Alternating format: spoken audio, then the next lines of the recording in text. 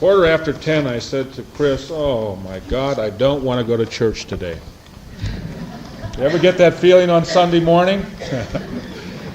I said, "I just want to stay home and read the newspaper and prop my feet up and drink some coffee and make a fire and let the world go by. I don't want to go to church today."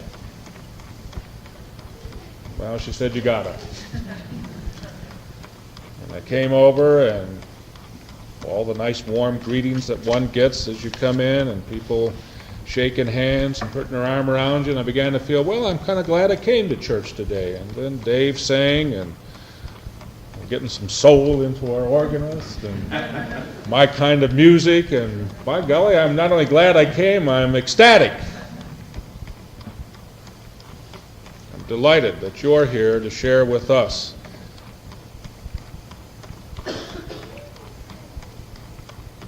Fear.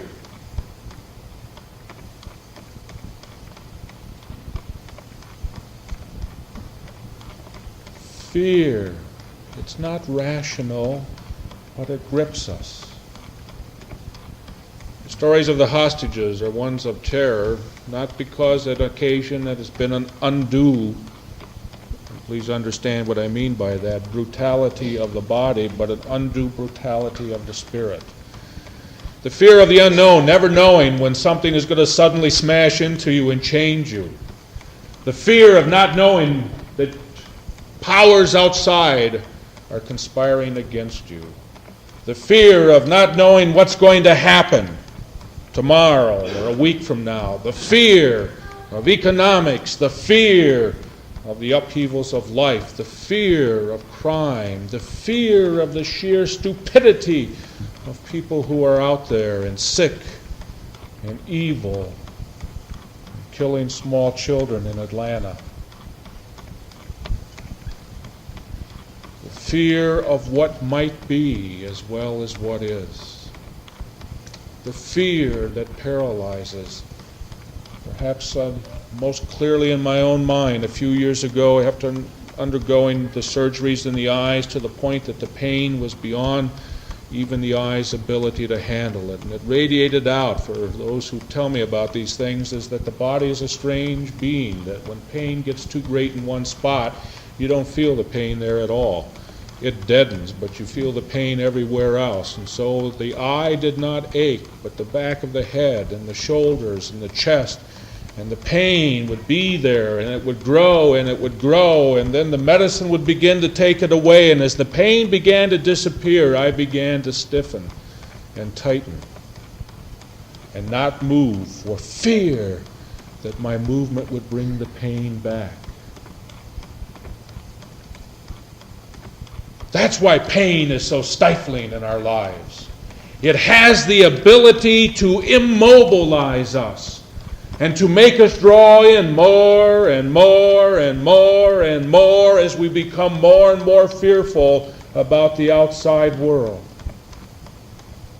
In the stress seminar of last Tuesday, one of the individuals said that something that's not recognized by the male world or the world at large is that young mothers who are tied into their home with children find it more and more difficult to get out, even though they want to get out, because after a while they begin to have fear that they have lost the social graces that enable them to meet other people intelligently and openly.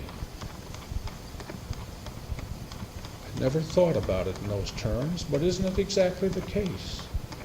If you're not out and around, and you're not able to get out and meet people, and if you're not able to eyeball with people, and over a period of time your conversation centers around children, you suddenly become so fearful that you don't even want to meet other people. And that fear immobilizes. And I could spell it out for a long period of time, because each and every one of us in our own lives has fear that is a very real part. Fear of the future, fear of what's going to happen, fear of what might happen, fear based on fear itself. And last evening, speaking with a pathologist, a woman who lives out in the country near Ann Arbor, whose house is broken into 4 times a year. I said, in the country? I thought this was a city problem. She said, no, there are 4 times a year that people attempt to break into our house. This is a terrible world, she said. I understand that fear. Which one of us wants to go home and find that there's been another attempt on the house or on the car? And the fear that's instilled in lives by individuals who are ripping off. The fear that is instilled in lives and the lives that are destroyed by individuals who don't care are part of the whole fabric of our society.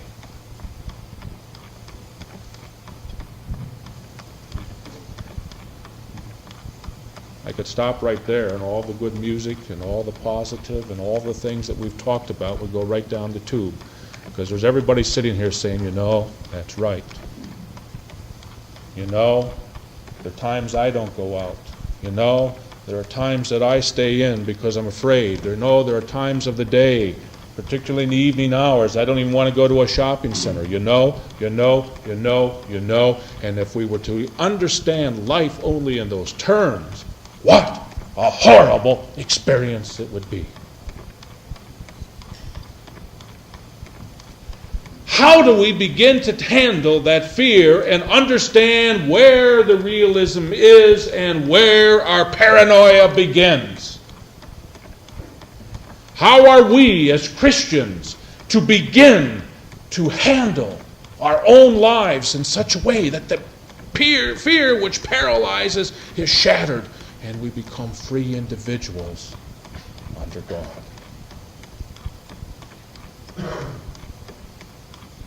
I think there are 2 or 3 very brief things that I would like just to emphasize and throw out for your own thinking. And the first thing, most of us don't have enough confidence in ourselves on the basis of past performance.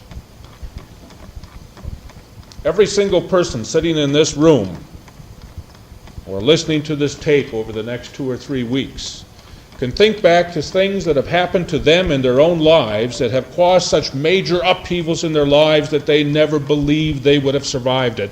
And yet they're sitting here capable of smiling and laughing and enjoying. There have been economic upheavals, there have been pain upheavals, there have been physical upheavals, there have been the sense of loss, the upheavals of families being torn apart, there have been the upheavals of families pulling together, there have been all kinds of questions, and at times very painful questions. There are times when people did not know, sitting here, where the next meals were going to be coming from, but every single person sitting here has not only survived, but has overcome. That ought to give us confidence. Trust yourselves in your own record. Hang on to the fact that you have made it. Don't look at the times that you haven't and you've stumbled and all that. That's part of what it is too. But look at the fact that you have survived triumphantly. And you ought to be proud. And we don't do that enough. We still are little children in our inability to be proud of what we have accomplished. Reasonably proud. We still reflect that one shouldn't say good things about themselves. Nonsense. You ought to be saying good things about yourself. You ought to be enjoying what's the positive in you. You ought to be accentuating that, and you ought to be able to stand up and say, yea, Lord, I have survived and overcome. And isn't that marvelous? I think the second thing that we have to recognize is that there is a power within each one of us. Plato, the Greek philosopher, talked about hope, and he talked about it in a very different way than the Christian religion did. But Plato could stand on the platform of any corporation in America today and give a motivational speech. You realize that? Plato was the first motivator when he defined hope. Plato says that hope is man's ability to look into the future and decide what he wants to be in the future. Does that sound like a good motivational speech? We talk about imaging today. That is, each and every one of us has the ability to see who we are and what we are, and to make plans for the future, and to say in the future, this is what I want to be. This is the kind of person I want to be. This is where I want to be in my life. This is the direction I want to head. This is the way I want my life to be run. And in looking forward to that which Plato called hope, man has the ability to define hopes for himself. And every motivational speech any of you have ever heard anywhere on the public platform essentially is a variation of Plato. You sit and you look and you think and you decide what it is you want to be, and then you do the most impossible task of all. You begin to take the steps on how to get there. That's where it fails. Most of us are able to begin to function and to understand where we want to go. Most of us can draw and think about and have an understanding, an idealized picture of what it is we want to be in 6 months, in a year, in 5 years. Most of us have the ability to draw from where we are to that point. We are able to fulfill Plato's concept of hope. That is, we can draw our own dreams.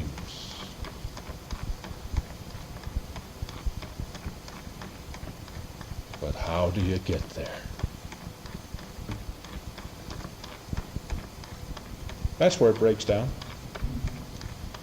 That's where the Greek philosophy breaks down. For the Greek philosophers thought that if you understood the truth would automatically make you free, and you would be able to do anything that you decided.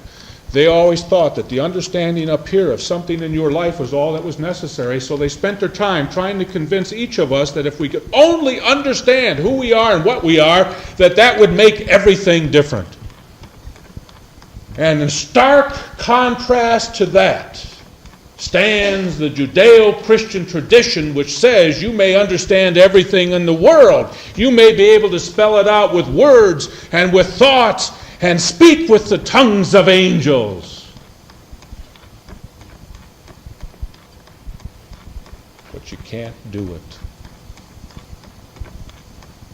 For hope ultimately in the spelling out of the Christian and the Jewish traditions is that it is based upon God. It is not man who changes himself, it is God that transforms man. Man has to acknowledge, and man has to begin to move, and man has to see the hopes out into the future, but it is God that enables man to make the steps for transformation. Now think about it for just a moment. It's why religion for me is one of the most essential things in human life, regardless of everything else. It's one of the reasons that God, active in life, is so significant for me.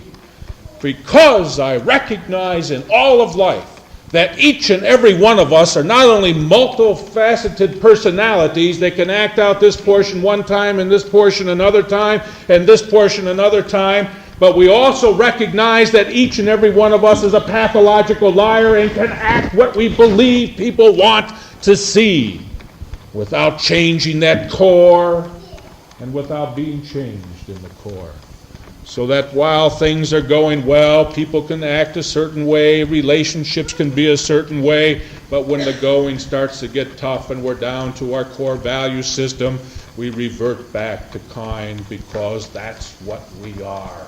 All of the dreams and the hopes and the spelling out over here are marvelous when everything is fine and it's only words, but when you have to begin to act out in your own lives, individually, those dreams, you are lost unless you can begin to make the changes in your existence that come from the transforming power of God.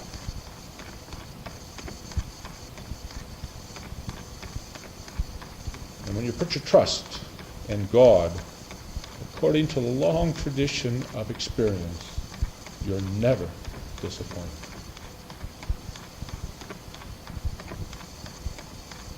Now, how do you shatter fear? You dream the dreams about yourself, but you also put your trust. You make the steps. You can't stand there, and this is where on some sides the religious folks sometimes lose sight of it. They want something to come like a thunderbolt out of heaven and transform. That seldom happens. And when it does, it transforms for a moment, but it seldom lasts for long. For all transformation is not instantaneous, but is a growth and step in a process. But when an individual is changed, because deep down inside the power of God is remolding, and they act out not for a day or for a week, but for a month, their existence, and a year, your trust in God begins to move, and you begin to have hope in your relationships with one another. So I would think the way we throw out fear is to have hopes and image and to talk about our comfort zones and all the things that we do talk about, and to begin to understand that to get from here to over there, I've got to make some steps, and the only way I can make the legitimate steps is to have the power of God working in me and to begin to make those steps and to keep my mind on what's going on over there. But if I keep my mind what's going on over there and don't see what's going on here, I stumble. I haven't looked where I'm going. I've had beautiful goals, but I haven't seen the pits of life. Here's where the real wisdom of day by day, one day at a time, begins to come in. I can see it over there, and I know what I need to do to get over there, but I need to do certain things to get there, and I can't only look on that, because if I only look on that goal way off over there and see that as where I want to be, I will never have the courage to reach it, because there are too many stumbling pits in the way. What I need to do is keep that in mind and then have a series of individual goals that under God I can make, one day at a time. If I look at all of the potentials in my life that can go wrong, I am shattered. But if I look at what's happening today that's going right, I'm excited. I'm excited by Dave Welcome's song. I'm excited by the music of the choir. I'm excited by your singing. I'm excited by your presence. Those are positive things. What do I care about the fact that I'd like to have stayed home and watched the fire burn? That's insignificant to the human excitement that is generated by your presence here and by the music and by the prayer. And do you think I would have stayed home if I had known?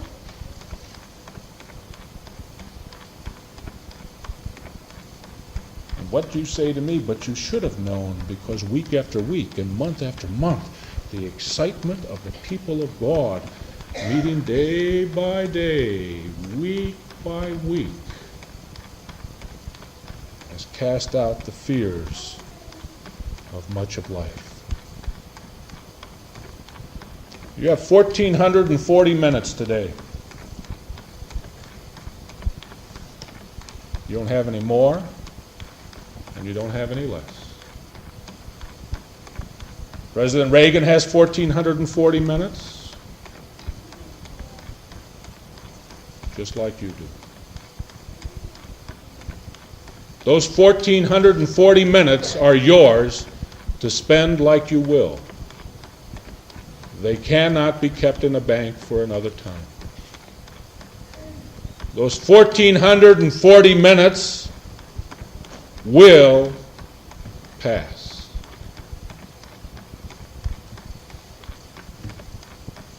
The real question is, what will you do with those 1,440 minutes?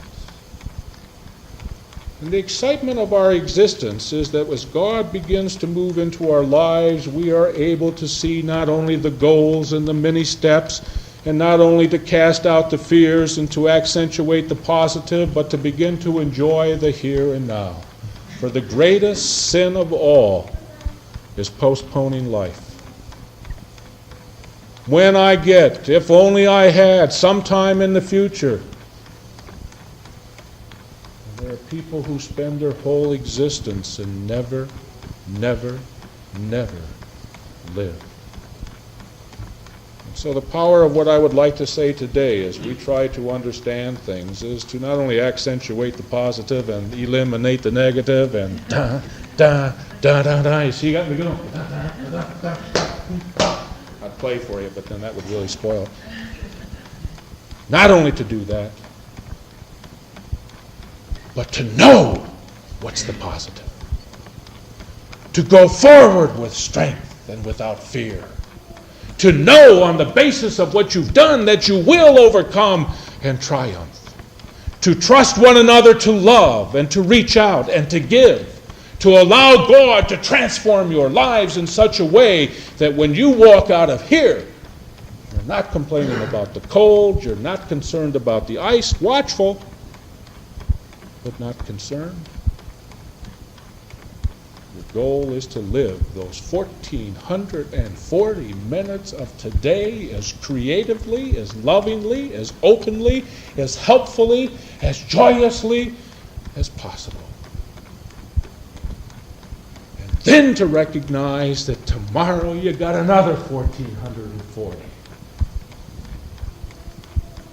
And that the pattern you set today of openness and joy will make it easier tomorrow to creatively use those 1,440.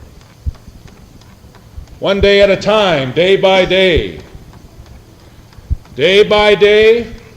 Oh, dear Lord, 3 things I pray. To see Thee more clearly, to follow Thee more dearly, to follow Thee more nearly, to love Thee more dearly, day by day. Our statement of faith is that we keep God and the focus of our lives. We will live triumphantly.